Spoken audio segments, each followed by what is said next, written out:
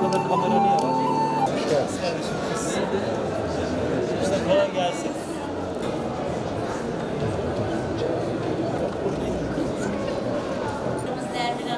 Merhaba başkanım.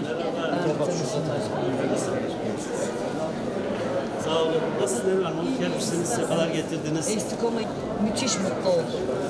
Yani iyi toparlamışlar. Yani şu anda 103 bin tane bağımsız bölüm 103 Ya, bin.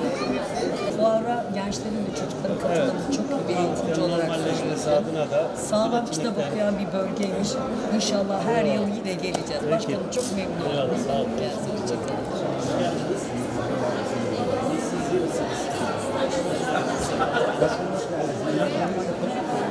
Şair, yazar, fizik öğretmeni İzmir'den geldi şimdi. Hocam Eskişehir'den geldi. Sefalar getirdiniz. Şeref verdiniz.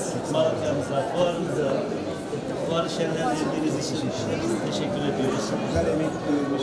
Ne çaydan vazgeçerim, ne Karadut'tan.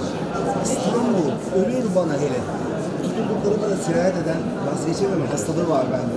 Ben bu fuarda size ve hizmetlerinize tutuldum. Ne demek? Biz böyle satış alanındayız ama hizmet için buradayız tabii. Sarayda bir şey yapalım. Gerçekten güzel olmuş. Hem fuarın güzel, ben şimdi Malatya 2018 yılında gelmiştim ilk imzaya.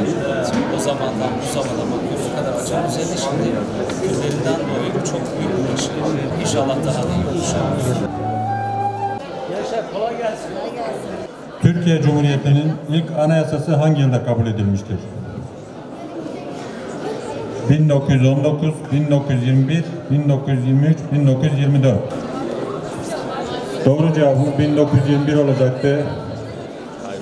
41 kişi doğru cevabı vermiş. Nimnim birinci sırada götürüyor. Skor tablomuzda Kayısı Malatya'nın simgesi ilk sırayı aldı.